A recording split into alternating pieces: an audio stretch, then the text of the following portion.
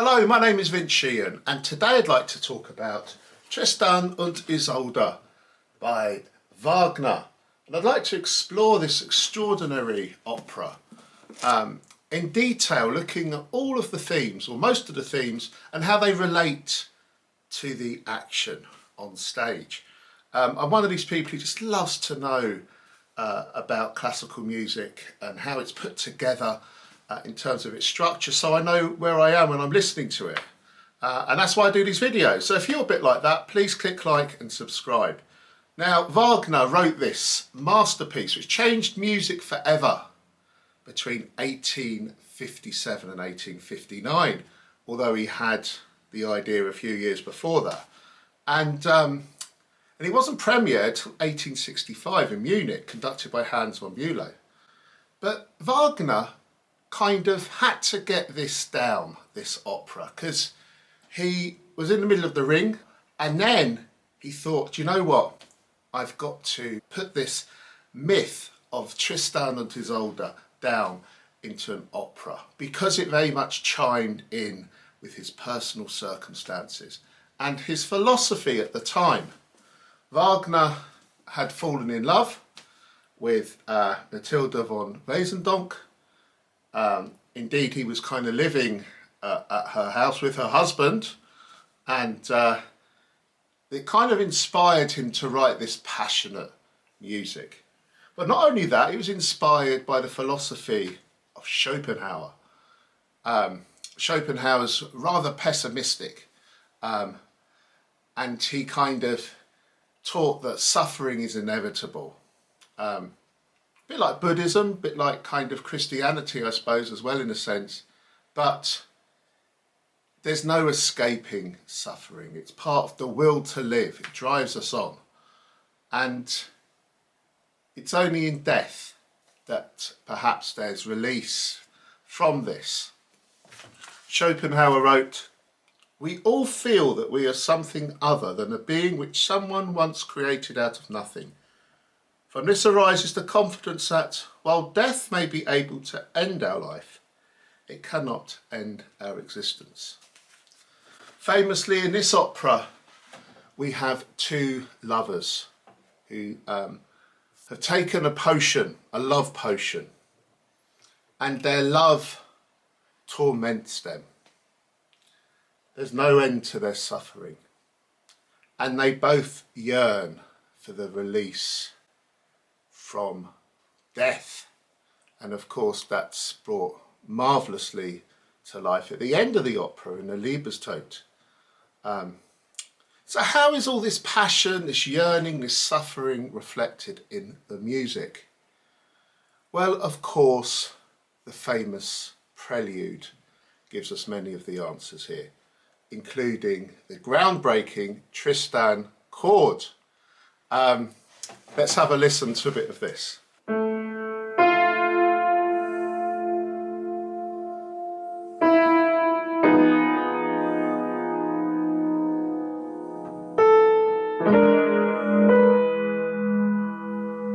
Did you hear that? Here's the Tristan chord again.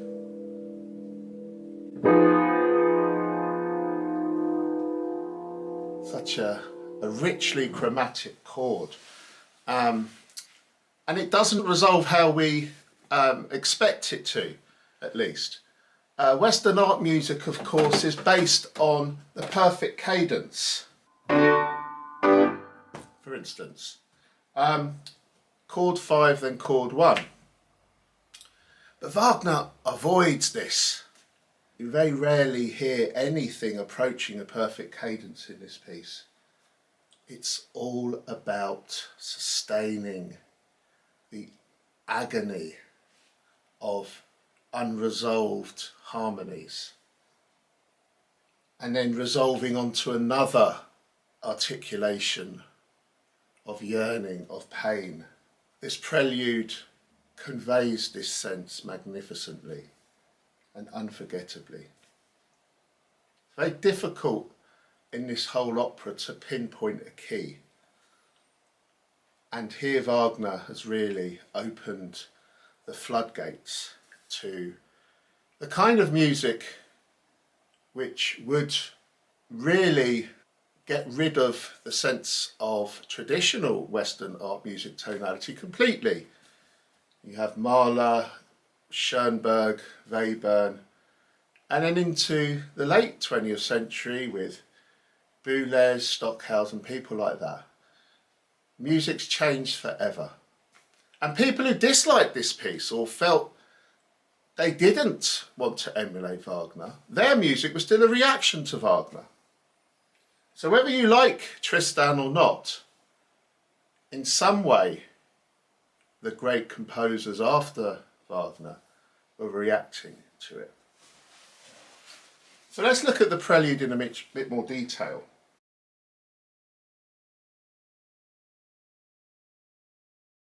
There's so much written about the Prelude, and there's so many great videos online actually on YouTube about the harmony, the chords, but I'd like to focus on the structure, slightly broader thing here. Because when you listen to this piece, it's almost like it's woven out of one cloth. It's very difficult to see where the joins are. It's so seamless because of this ambiguity in the harmony. However, there are divisions there, and I would suggest that Wagner in this prelude is following a sonata form structure. Now, I've heard the structure being described in ternary form, in cycles, many different things, but I think sonata form in spirit rather than in the letter of the law is the order of the day here.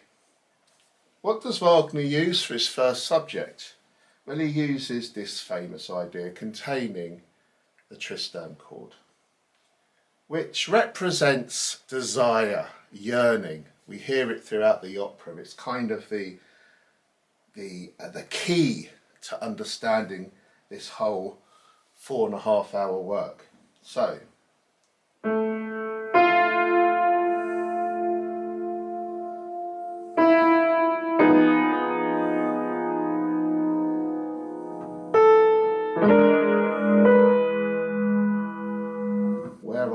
where are we in this music? And then Wagner repeats it with another question, transposed up a key.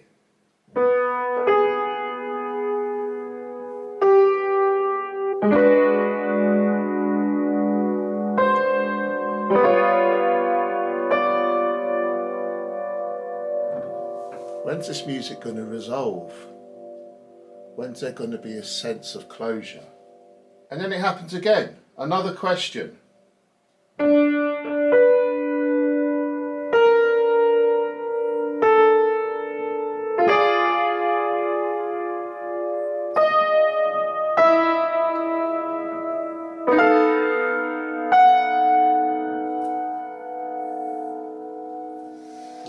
Now all these ideas I would suggest make up the first subject, for want of a better term, if you're following this music.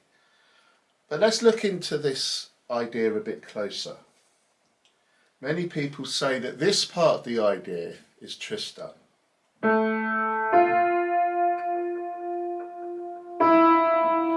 Then we have the Tristan chord as a kind of fulcrum. And here's Isolde.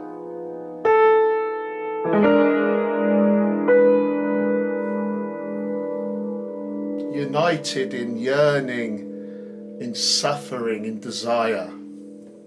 So this groundbreaking idea, full of this tonal ambiguity, full of these searching questions, this yearning, this desire, this suffering, I think taken together this forms a kind of first subject. And we come to this great climax, this kind of thud in the orchestra. And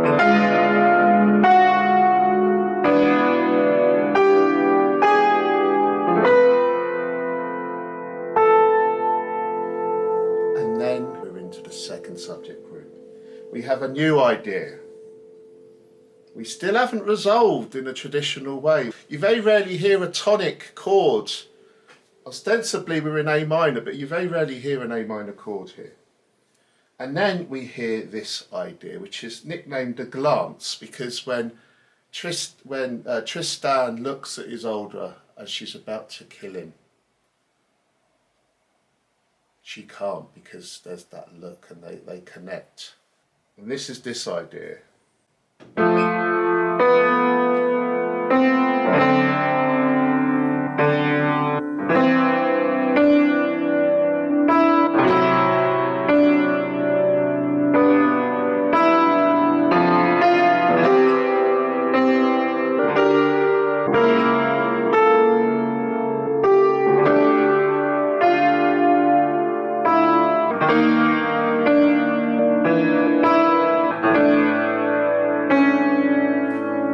For the next 5 minutes or so in this prelude, we hear this glance melody over and over again. Very stirring. We hear it on the cellos first, and then we hear another subsidiary idea, which is nicknamed the love potion thing, because of course the two characters take, which is supposed to be a death potion, it is substituted for a love potion. And this is this idea here.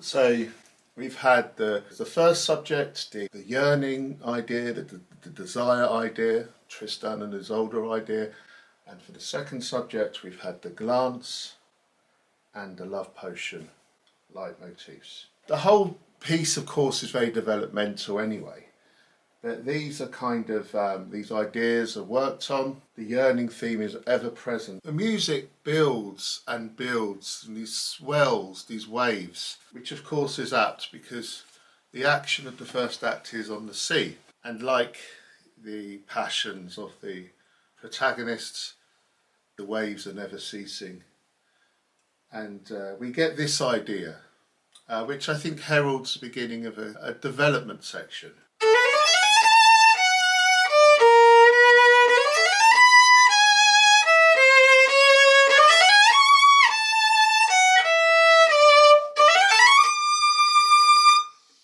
We have this underneath.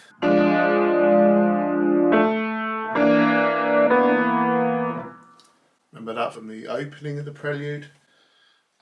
So Wagner's kind of breaking up that initial idea and developing it into new configurations. We get the glance idea coming back before we have this almighty climax, which is just, I think, one of the most extraordinary eruptions in all classical music.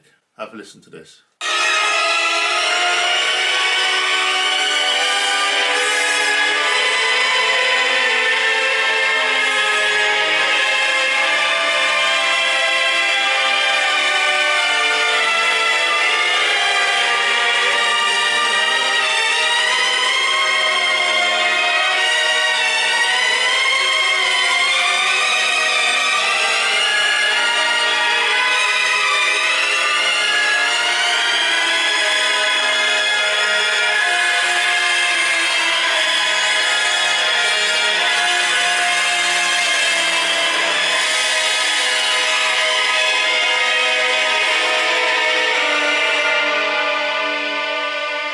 We now have something of a recapitulation at the end of this prelude. We have a return to the initial desire motif, the Tristan chord, which of course we've heard continually throughout the prelude, which we'll hear continually throughout the opera.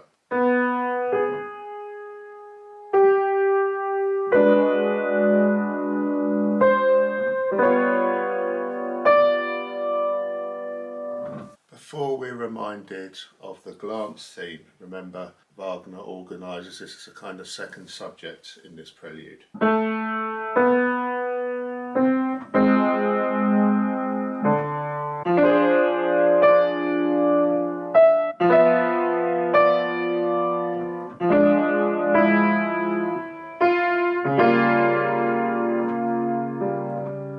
Before we have a coda, which which takes us into the action of Act 1, Scene 1.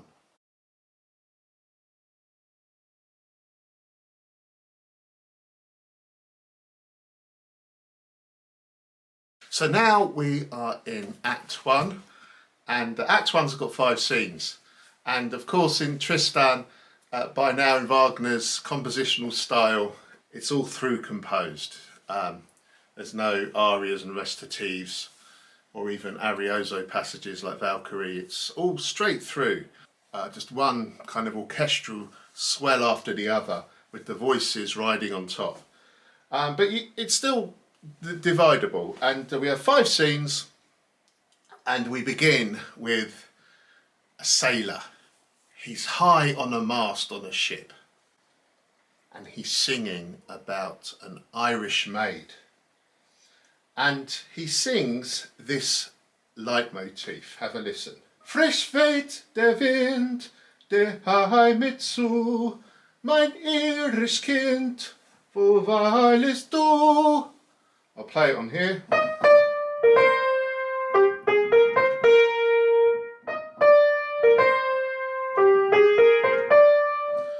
That motif you hear time and time again in this first act. It represents the sea, because the Irish maid this sailor is singing about is none other than Isolde, who is down on the deck in her cabin with her friend Wagner, her kind of servant, and she is fuming. She's absolutely furious at her treatment. Why is she so furious? Because she's been taken from her homeland of Ireland and she's been shipped over the Irish Sea to Cornwall on the southwestern tip of Great Britain, where she is to be married to King Marker. And who's done King Marker's dirty work? Who's taken her? It's Tristan, the hero. And she is furious about this situation. She fumes and rages to Wagner, cursing the sea and everything to do with this terrible situation she finds herself in. Just have a listen to her rage here.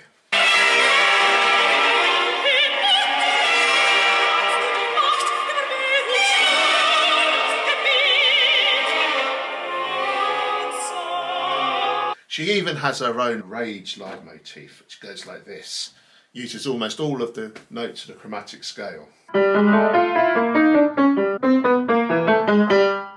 Then we're into scene 2, and we hear the sailor again, singing about the Irish maid from the top of his mast.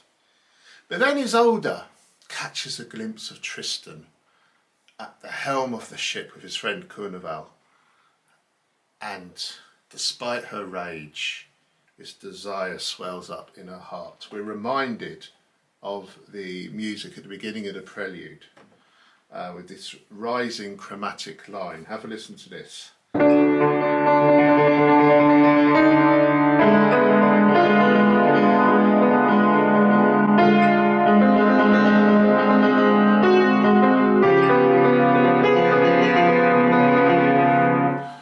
And then Isolde, in her despair, her rage and her passion, starts to sing of death. Tod geweites Haupt, death devoted head, death devoted heart. And we hear this new death leitmotif, goes like this.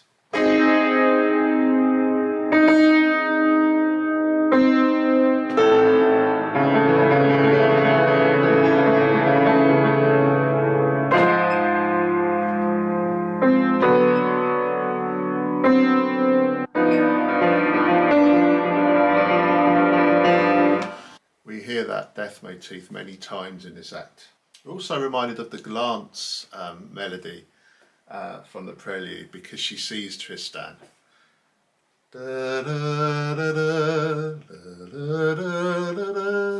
Now, Isolde sends Wagner to the helm of the ship to persuade Tristan to come and face up to Isolde's fury and scorn.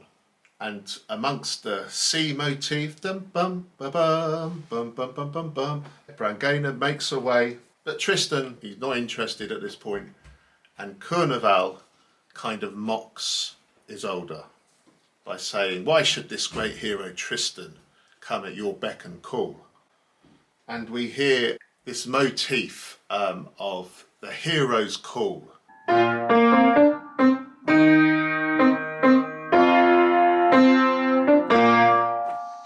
And they celebrate the fact that Tristan has killed Sir Morold, who was Isolde's betrothed in Ireland.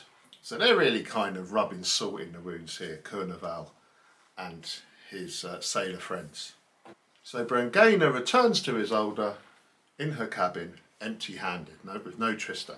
At the beginning of scene 3, Isolde really is fed up with what she sees as Tristan's cowardice, refusing to meet with her, and she's really had enough by now.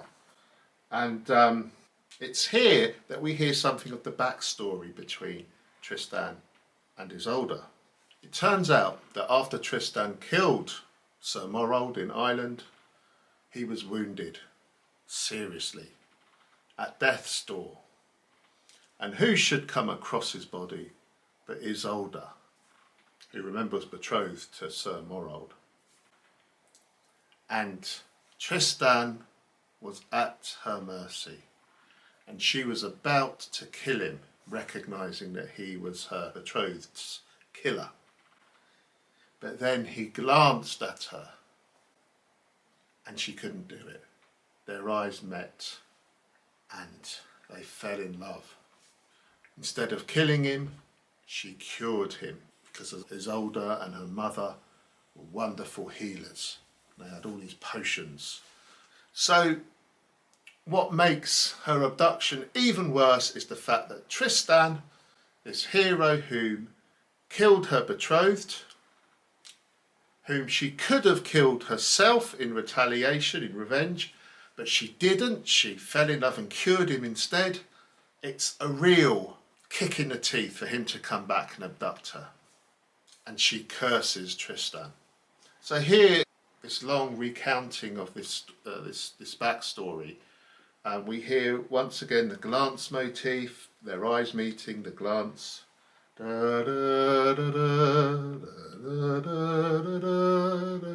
We hear Isolde's rage, that motif, and we hear the hero's call motif, bum bum bum bum bum bum bum bum, and a new motif which we hear millions of times in this part of the opera, which is the wounded Tristan motif. Or Tantris, as he calls himself, to disguise his name here, a little pseudonym, which goes like this.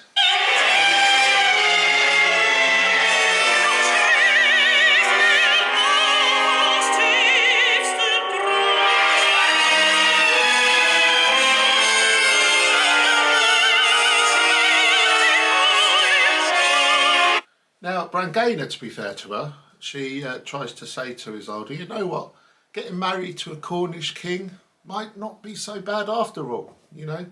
And, you know, if the attraction isn't there, we could use a love potion. However, Isolde is not interested in that. If anything, she's going to use a death potion, much to Brangæna's alarm.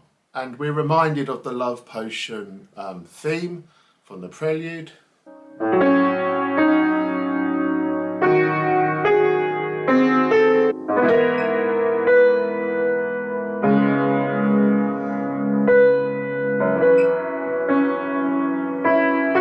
Remember that melody? As well as the death motif. And most of these motifs we've heard already, of death, of rage, of desire, they're all kind of brought together in a heady mix as Isolde tells Brangæna to prepare the death draft in preparation for Tristan's arrival. We're now nearing the end of this act, scene 5, and Isolde finally speaks to Tristan. She confronts him about his murder of her betrothed Sir Morold in Ireland. She demands his life in return, She's not going to wimp out on it this time. And Tristan somberly agrees to this as a man of honour and gives Isolde his sword so that he may be struck down. Instead of this, Isolde offers him the death potion. And we hear a new leitmotif here of Tristan's honour.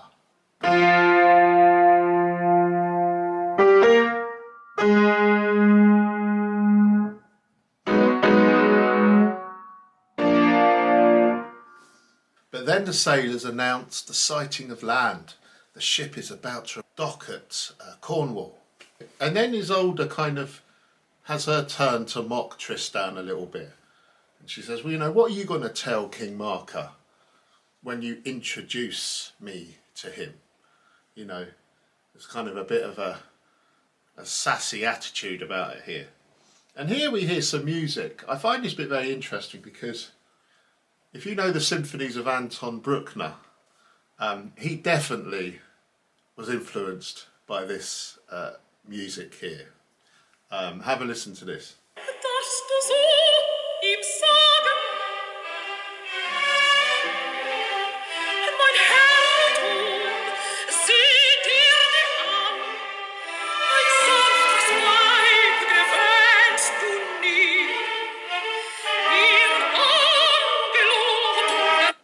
Now Tristan isn't stupid, he knows this is poison, it's going to kill him, but nevertheless he agrees to drink it, and then Isolde says that she will follow him and drink it herself too.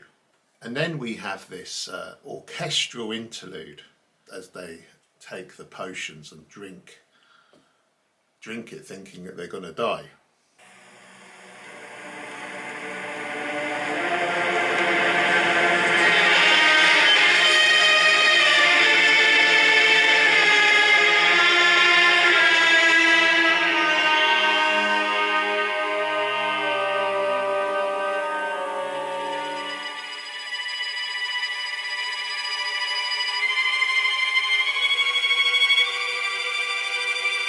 But it turns out Brangäna switched the death potion for the love potion, and Tristan and Isolde awake in a trance of ecstatic love for each other. And there's all this hullabaloo going on around them, sailors crying out as they reach land and all this hubbub. But the two lovers are oblivious as they marvel at the sight of each other. And King Marker welcomes them as they land.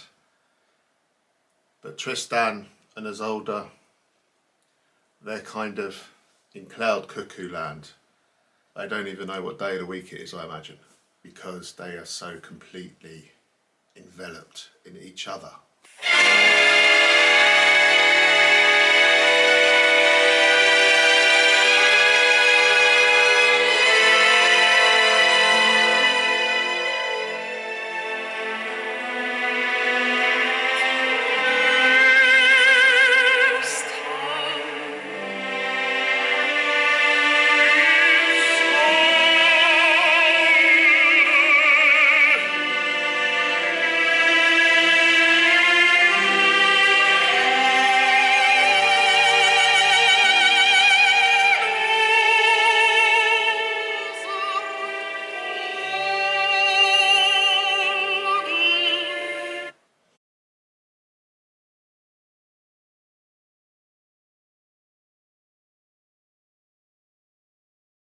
Act 2 of Tristan is set at night time, and Isolde is in her chamber waiting to meet with Tristan in secret under the cloak of darkness, under the cloak of night. We're introduced to this duality between day and night here. Day is the time of suffering, of yearning, of being separated from the lover. Day is the time where observing social norms are expected. Day is the time of despair. But night, on the other hand, is the time of ecstatic union, of the two lovers coming together, intimately, sexually, of their souls being united.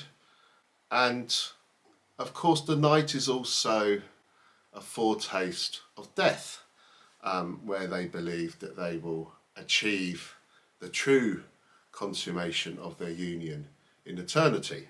So we're introduced to the day motif, which plagues this act. Day is always threatening night in this act. Here it is.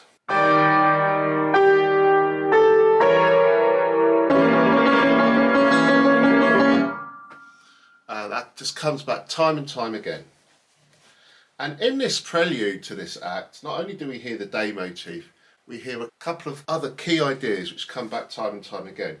We hear Isolde's impatience, this leitmotif.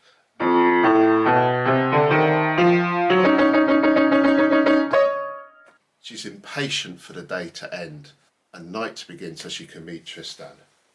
And then we hear this other extraordinary idea, incredibly chromatic, that of the torch. Why a torch? Well, outside Isolde's chamber on this summer's night, a torch is lit. And when the torch is to be extinguished, that's the sign everything is clear and Tristan can come up and meet her. So the torch idea goes like this.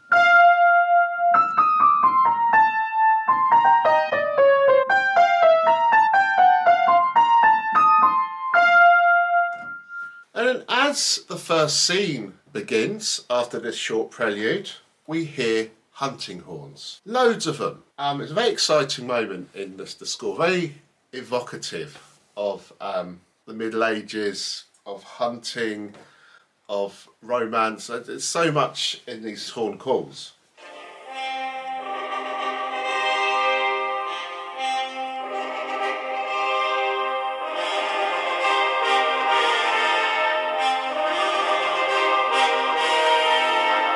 We hear the hunting horns because Tristan can only meet Isolde when he knows the others in the royal court are away. And they're on a hunting expedition. King Marca, Kurneval, this rather sinister guy whom Wagner suspects wants to entrap Tristan and Isolde, called Melot. They're all on a hunting trip. And that means the lovers are free to meet up. Now, in these opening minutes of this act, we also hear another theme, that's of rapture. It goes like this.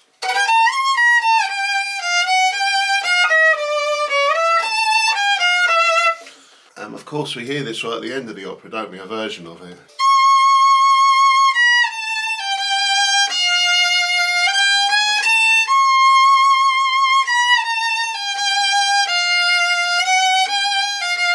Etc. in a Liebestod. So the ever dutiful Wagner is on the lookout, but despite her misgivings of Melot, Tristan's supposed friend, Isolde decides to extinguish the torch to give Tristan the signal, and reminded of the desire motif here as well. Beginning of scene 2, the lovers meet. Tristan and Isolde rapturously come together.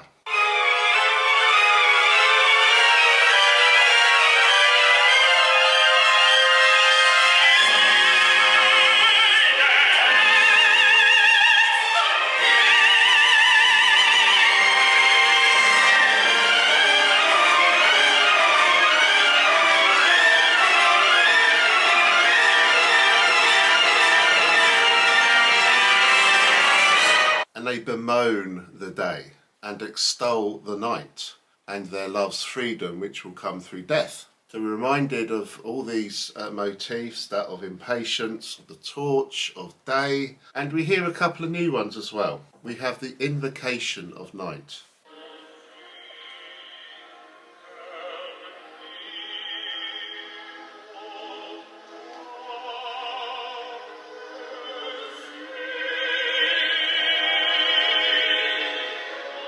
Those chords are beautiful, aren't they?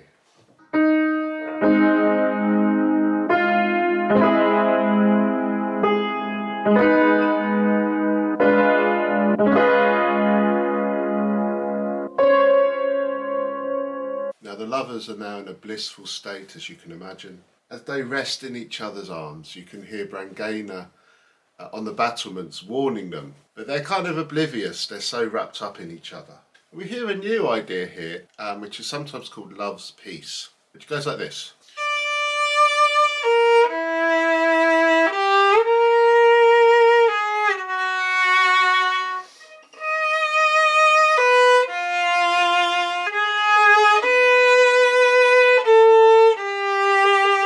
And then they unite in love, yearning for death to set them free. And we hear the Liebestod. It's really amazing melody, which we hear, of course, right at the end of the opera as well, famously.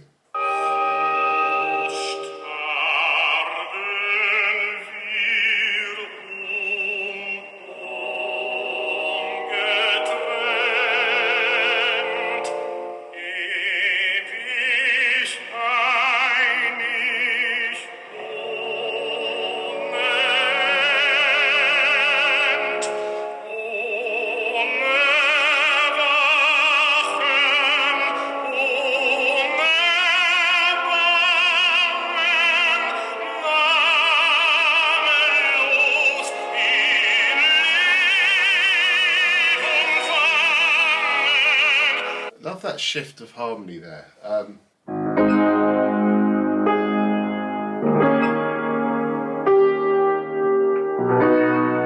chord is that beautiful, so profound.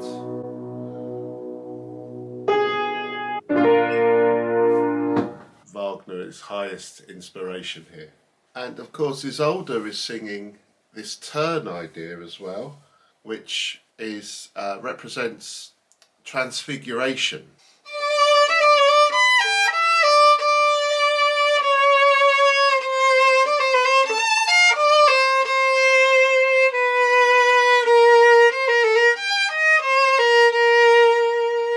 Etc. The lovers are in the utmost bliss in every conceivable way. But we're not at the end of the opera. Of course, they are discovered in the final scene of this act. After this exquisite love duet, Carnival rushes in to warn them that King Marka and Sir Melot have come back from the hunt, and they're about to catch them in the act. And I've heard this being described as one of the greatest instances of coitus interruptus ever expressed in music.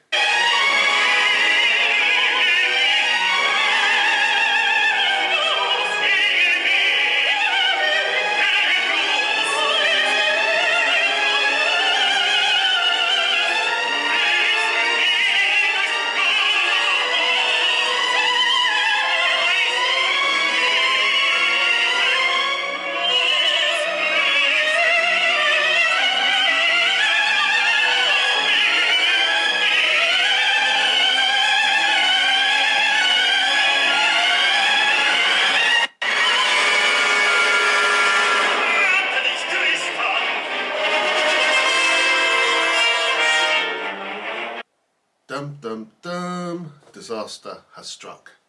An extraordinary piece of writing, isn't it? At the heights of rapture. And then straight into the glare of the realm of day. Melot, of course, feels vindicated in his suspicions of Tristan's treachery against King Marka. And then we have this long aria of King Marka's sense of betrayal and despondency, reacting to Tristan's treachery and Isolde's unfaithfulness. King Marka has a motif here which describes his grief.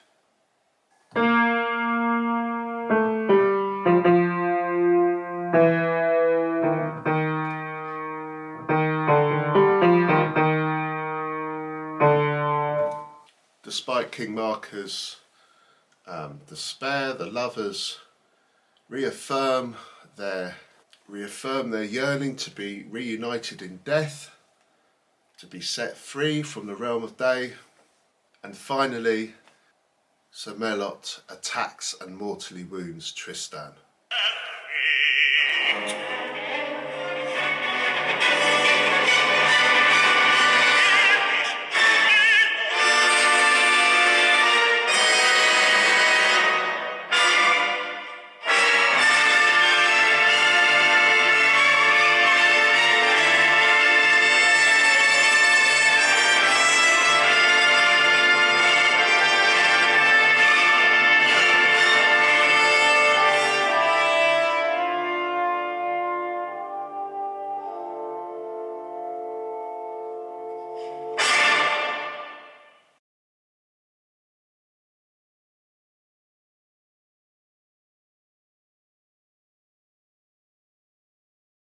In Act 3, Tristan is back at home in his castle.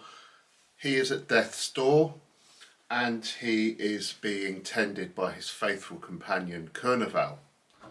And in the prelude to Act 3, we hear two main ideas. One which represents the pain of death. This one here.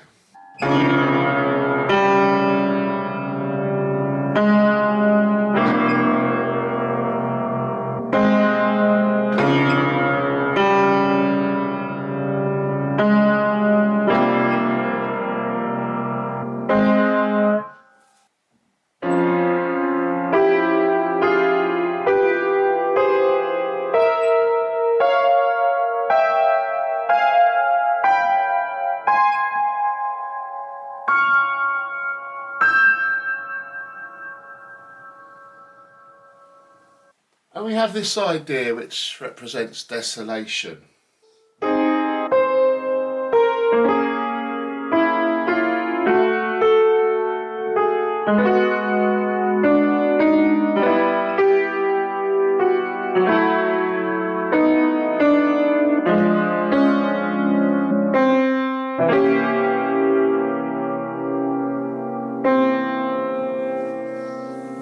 After this anguished introduction based on those two ideas, we're in the garden of Tristan's castle where he lies mortally wounded, and we hear the pipes of a shepherd. It's rather mournful lay. It goes like this.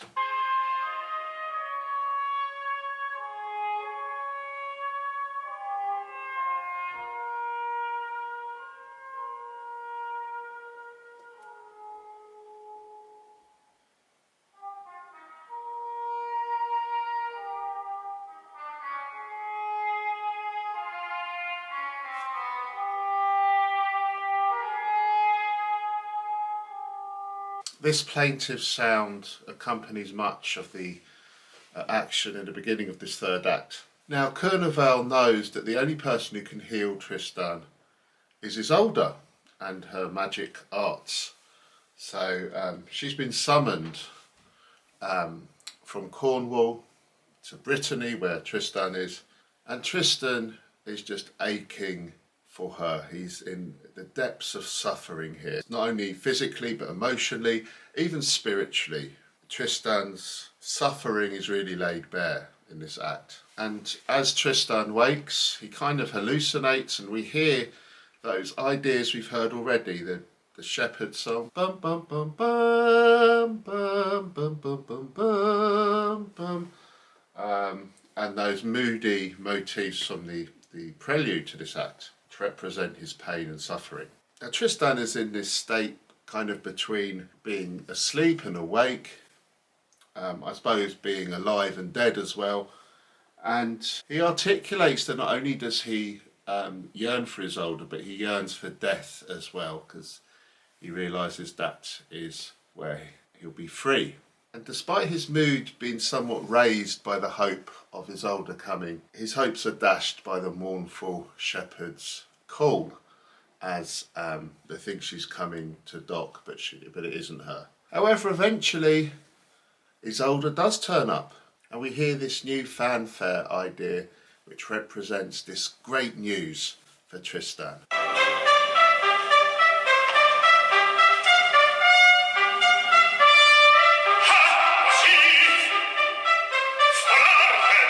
Surely this piece can't end in tragedy now. But in the brief second scene, Tristan rips off his bandage as he lies in Isolde's arms, and he dies in ecstasy. Now, we hear many of the ideas we've heard already throughout the opera here, including death, including desire, including the glance motif. In the final scene of this final act of the opera, Kurneval dies protecting the body of Tristan. But Brangäna has actually explained the whole situation to King Marco, who's ready to forgive Tristan, but it's all too late. And Isolde dies to be joined forever with her beloved Tristan, where we come to the overwhelming end to this incredibly powerful opera, the Liebestod, where she sings of being united in death with her lover.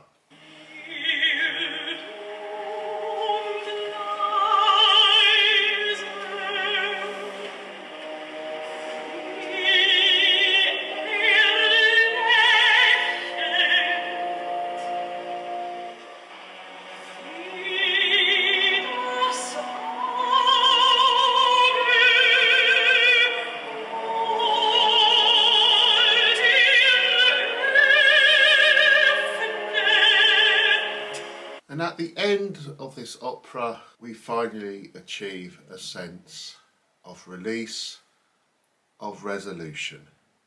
Have a listen to this.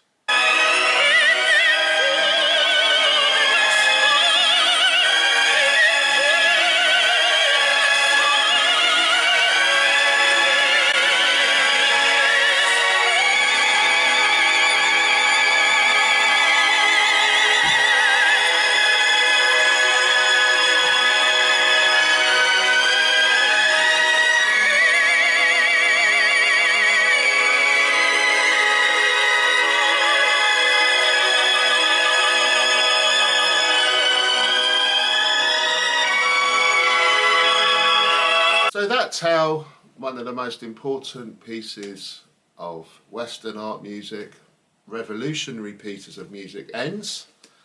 Tristan und Isolde by Wagner. Thank you for watching. This video is for Mark Dabenig.